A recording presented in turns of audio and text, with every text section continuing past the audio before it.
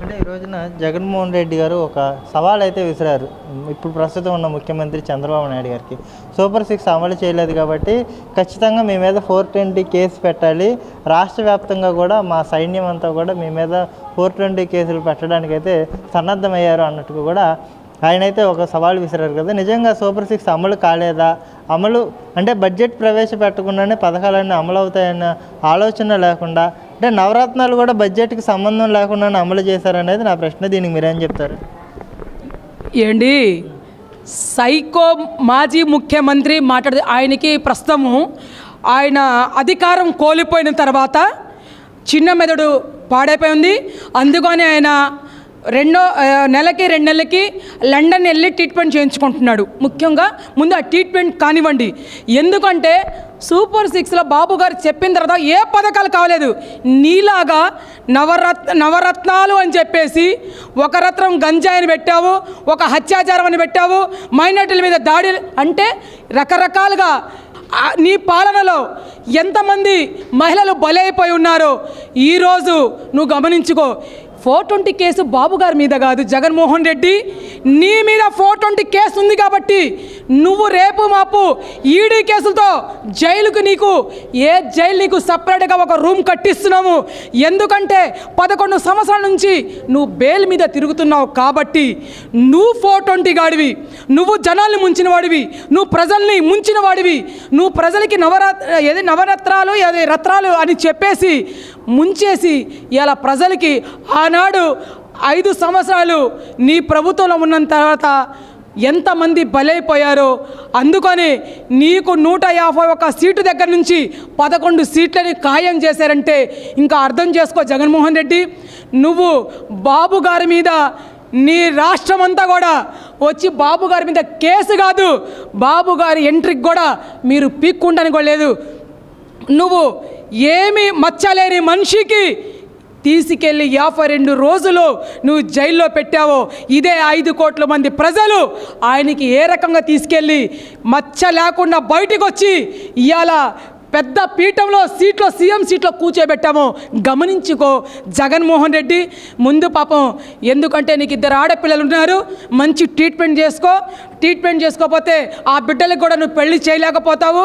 ఎందుకంటే ఒక పెళ్లి కొడుకుని చూసి ఒక పెళ్లి కొడుకుని ఇచ్చి కూడా పెళ్లి చేసే నీకు సైకో మెంటాలిటీ ఉంది కాబట్టి నీ సైకో మెంటాలిటీకి నీ స్వయంగా నీ రక్తంలో పంచుకున్న పుట్టిన చెల్లె నీ గురించి బయట పెడుతుంది. ఒకసారి గమనించు, నీకు జన్మించిన తల్లి నీ గురించి మాట్లాడుతుందంటే ఒకసారి నువ్వు గమనించు.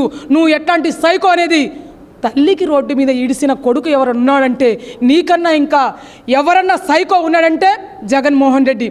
ప్రత్యేకంగా శ్రీరెడ్డి మీద కూడా మీరు కంప్లైంట్ అయితే ఇవ్వడం కదా, ఫైల్ అయిందా? ఈరోజు శ్రీరెడ్డి కూడా ఒక లేఖను అయితే రిలీజ్ చేసింది. లోకేష్ గారికి విజ్ఞప్తి చేస్తూ నన్ను క్షమించండి, ఇకపై నేను మాట్లాడను అన్నట్టుగా కూడా. తప్పు చేయడం ఎందుకు, మళ్ళీ దాన్ని క్షమాపణ కోరడం ఎందుకు అనేది కూడా ప్రజల నుంచి వస్తున్న విజ్ఞప్తులు అన్నమాట. దీనికి మీరేం సమాధానం?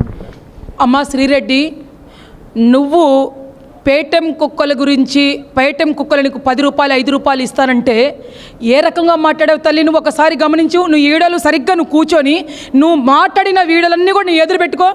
చంద్రబాబు నాయుడు గారి కుటుంబం గురించి మాట్లాడే అర్హత నీకు ఉందా అని నేను అడుగుతున్నాను. అట్లానే ఉప ముఖ్యమంత్రి వర్యులు పవన్ కళ్యాణ్ కుటుంబం గురించి, పసిబిడ్డలు ఆ 13 ఏళ్ళు 14 ఏళ్ళు పిల్లలు ఆడపిల్లలు ఆయన కుటుంబం గురించి కూడా నువ్వు మాట్లాడావే, అప్పుడు నీకు క్షమించమని బుద్ధి నీకు రాలేదా? అట్లానే బ్రాహ్మణి గురించి, మా బోనమ్మ గురించి, మన హోమ్ మినిస్టర్ అనిత గురించి కూడా, మన అనితమ్మ గురించి కూడా ఏ రకంగా నువ్వు వ్యాఖ్యలు చేసావు. ఈ అన్ని వ్యాఖ్యలు చేసి ఈరోజు నువ్వు క్షమించమంటే చంద్రబాబు నాయుడు గారు క్షమించేమన్నా చెప్పినా కూడా తెలుగు మహిళలు నీకు క్షమించరు. నీకు కఠినమైన శిక్ష పడేంత వరకు ఈ తెలుగు మహిళలు పోరాడుతూ ఉంటాను. నేను 3 రోజులైంది కేసు ఇచ్చి కంప్లీట్ ఇచ్చినా, విత్ ప్రూఫ్తో ఇచ్చినా కూడా కంప్లీట్ నాది తీసుకోపోతే వాళ్ళు విచారణ చూసి ఈరోజు కంప్లీట్ కట్టారు, ఎఫ్ఐఆర్ జరిగింది. దాని మీద చర్యలు తీసుకున్నంత వరకు నువ్వే కాదు నీలాంటి వాళ్ళు పేటెం కుక్కలు ఎంతమంది ఉన్నా కూడా వాళ్ళ మీద చర్యలు తీసుకోవాల్సిందే, కట్కటల్లో వెనక వెళ్ళాల్సిందే, వెళ్ళేదాకా ఊరుకునే తెలుగు మహిళలు లేరు. అంటే పోసాని మురళీకృష్ణ కూడా ఖచ్చితంగా మేము ప్రశ్నిస్తాము, తప్పుల్ని ఖండిస్తాము, ఈ ప్రభుత్వం ఏదైతే తప్పు చేసిందో వాటన్నింటిని అడుగుతామన్నట్టుగా కూడా గత 2 రోజుల క్రితం ప్రెస్ మీట్ ద్వారా చెప్పాడు. బిఆర్ నాయుడు గురించి అయితే చాలా వల్గర్ కామెంట్స్ అయితే చేశాడు సోషల్ మీడియా వేదికగా. అంటే నైట్ పూట మిడ్ నైట్ మసాలా నడిపే వ్యక్తికి టీటీడీ చైర్మన్ పదవి ఇవ్వడం అవసరమా అన్నట్టుగా కూడా సినీ ఇండస్ట్రీని దెబ్బతీసే విధంగా కూడా నువ్వు ప్రెస్ మీట్లు పెట్టించావు. నీకు జర్నలిజం మీద మాట్లాడే అర్హత కానీ జర్నలిజం చేసే అర్హత కూడా లేదు అన్నట్టుగా కూడా కామెంట్ చేసిన పరిస్థితి. పోసాని మీద మీ అభిప్రాయం ఏంటి? ముందు పోసానికి మైండ్ తనకు కూడా పాపం బాగుండదు. ఎందుకంటే మీరు మాట్లాడండి, ప్రజల గురించి వచ్చి మీకు మాట్లాడే హక్కు ఉంది, తప్పు లేదు. ఏ రకంగా మాట్లాడాలా? మీరు అభివృద్ధి ఇది చెప్పారు, ఇది చేయలేదు, ఇది చేస్తామన్నారు, మాట్లాడండి. మీరు కుటుంబాల గురించి, వాళ్ళ బ్యాక్గ్రౌండ్ల గురించి, వాళ్ళ పుట్టుకల గురించి మాట్లాడుతానంటే పోసాని నీ పుట్టుక ఏంటి, నువ్వు ఎక్కడ పుట్టావు, ఏ జాతిలో పుట్టావు, నువ్వు ఎట్లా ఎదిగావు, నువ్వు ఎట్లా పైకి వచ్చావు ఒకసారి గమనించు. నువ్వు బిఆర్ నాయుడు గారి గురించి మాట్లాడే అర్హత నీకు లేదు. టీటీడీ చైర్మన్ ఎవరికి ఇవ్వాలో, టీటీడీ చైర్మన్ ఎవరికి ఇవ్వకూడదో అది మా ముఖ్యమంత్రి వర్యులకు తెలుసు. ఎందుకంటే నారా చంద్రబాబు నాయుడు ఏ మనిషికి ఏ పీఠంలో కూర్చోబెట్టేది అనేది తనకు తెలుసు. మీలాగా మీ సైకో మాజీ ముఖ్యమంత్రి జగన్మోహన్ రెడ్డి లాగా తీసుకెళ్ళి వాళ్ళ బాబాయిని కూర్చోబెట్టుకోలేదు. మీలాగా ఎవరు తిట్టారో, చంద్రబాబు నాయుడు గారి కుటుంబాన్ని ఎవరు తిట్టారో వాళ్ళకి మంత్రి పదవులు ఇవ్వలేదు. నారా లోకేష్ గారికి ఎవరి విమర్శన చేశారో వాళ్ళకి ఎమ్మెల్యే సీటు చంద్రబాబు నాయుడు గారు ఇవ్వలేదు. మీరు ముందు అది గమనించుకోండి.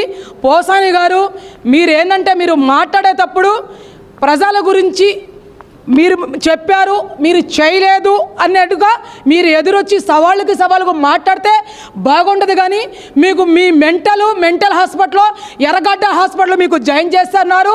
2-3 రోజుల్లో మీరు కూడా కట్కటలు వెళ్ళిపోతారు. మీరు నైట్ మసాలా ఉంటుందో పొగలు మసాజ్ చేస్తారో అక్కడే చూసుకుంటే. మీరు బడ్జెట్ మీద మీ ఒపీనియన్ ఏంటంటే మీరేం చెప్పుకొస్తారు? నిజంగా జగన్మోహన్ రెడ్డికి మరి కళ్ళు ఉన్నాయో కళ్ళు లేవో ఈ ఆంధ్ర రాష్ట్రంలో ఉన్న 5 కోట్ల మంది ప్రజలంతా కూడా గమనిస్తున్నారు. బడ్జెట్ మీద సూపర్ 6 సక్సెస్ అవ్వలేదు అని అంటానికి మేము ఒకటి అడుగుతున్నాం. 11 మంది నీతో 11 మంది ఎమ్మెల్యేలు ఉన్నారు. ఎందుకు అసెంబ్లీకి రావట్లేదు? ప్రజల మీద నీకు అభిమానం, ప్రజల మీద నీకు నిజంగా అభిమానం ఇది అయిపోతుంటే నువ్వు అసెంబ్లీలో వచ్చి నీ గళం ఎందుకు ఇప్పట్లేదు? మీరు ఎందుకు రావట్లేదు అసెంబ్లీలో? మొన్న స్వయంగా నీ తోడు పుట్టిన, నీ రక్తంలో పంచుకుని పుట్టిన మీ చెల్లెలు కూడా, షర్మిల కూడా ఒక మాట మాట్లాడారు. మీరు నీతి జాతి గల వాళ్ళైతే, ప్రజల గురించి మాట్లాడే వాళ్ళైతే, ప్రజల సంక్షేమం గురించి మీరు బాధపడే వాళ్ళైతే మీరు అసెంబ్లీలో వెళ్ళి మీ గళం ఇప్పండి అన్నారు. మీరు ఎందుకు రట్లేదు? ఫస్ట్ ఆల్ మీరు అసెంబ్లీలో వచ్చి ఇదిగో సోన్ ఇది బాబు గారు మీరు ఇది చేయట్లేదు, పవన్ కళ్యాణ్ గారు మీరు చెప్పారు ఇది మాట్లాడట్లేదు అని చెప్పండి, తప్పు లేదు. ఉన్న 11 మంది అయినా కూడా మీరు మాట్లాడండి. మీరు అసెంబ్లీకి రాకుండా మీరు బాబు గారు చేసిన పథకాలు ఏమి లేవు, బాబు గారు ఏం చేయట్లేదు, చెప్పినన్ని ఫెయిల్యూర్ అయిపోయినాయి. బాబు సైకో మాజీ ముఖ్యమంత్రి, నీకు ఒకటే చెప్తున్నాము.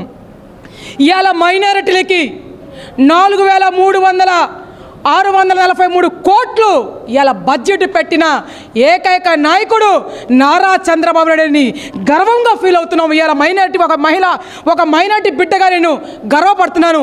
నువ్వు గత 5 సంవత్సరాల్లో మైనారిటీల మీద ఏ బడ్జెట్ పెట్టావో ఆ బడ్జెట్ బయట తీసి నువ్వు మాట్లాడు. నువ్వు 5 ఏళ్ల బడ్జెట్ ఏంటో వచ్చిన ఎన్డీ కూటమితో నారా చంద్రబాబు నాయుడు గారు వచ్చి 5 నెలల్లో ఏ బడ్జెట్ పెట్టారనేది నిరూపిస్తామని నేను బహిరంగంగా చెప్తున్నాను. నువ్వు మైనారిటీలకి అంచివేశావు, దళితులకి అంచివేశావు, బీసీలని చెప్పి అంచివేసిన మాజీ ముఖ్యమంత్రి వర్యులు మీరు 2 కళ్ళు కరెక్ట్గా పెట్టి మీ చెవులు సరిగ్గా పెట్టి, ఎందుకంటే చిన్న మెదడు మీకు పని చేయట్లేదు కాబట్టి మెదడు సరిగ్గా మీరు ట్రీట్మెంట్ చేయించుకుంటున్నారు. ఆ ట్రీట్మెంట్ అయిన తర్వాతే మీరు అసెంబ్లీకి వచ్చి మీరు మాట్లాడండి. అప్పుడు మీకు ప్రజలు హర్షం వ్యక్తం చేస్తారు. ఎందుకంటే ఇవాళ మైనారిటీలంతా కూడా గర్వంగా ఫీల్ అవుతున్నాము. 12% మైనారిటీలు ఉన్నాము. ఇవాళ నిజంగా గర్వంగా ఫీల్ అవుతున్నాము. ఇవాళ మైనారిటీలకి పెద్దపీఠం వేసింది నారా చంద్రబాబు నాయుడు గారు. ఎందుకంటే ఇంత బడ్జెట్ ఏ ప్రభుత్వంలో కూడా ఎక్కడ కూడా జరగలేని బడ్జెట్ ఈరోజు అంత బడ్జెట్ మైనార్టీలకి బడ్జెట్ సేకరించారు. నిజంగా బాబు గారు అస్సలాము అలైకుం మీకు. ఎందుకంటే మేము చాలా గర్వపడుతున్నాము. మైనార్టీల మీద చాలా మీకు ప్రేమ ఉంది కాబట్టే మొన్న 85% మీకు ఓట్లేశారు. మీరంటే నమ్మకం కాబట్టే మిమ్మల్ని గెలిపించుకోవాలి కాబట్టే 85% ఓటింగ్ వేసి మీకు ఆ రకంగా మెజార్టీలతో గెలిపించి మీకు సీఎం పీఠంలో కూర్చోబెట్టామని నిజంగా గర్వపడుతున్నాము.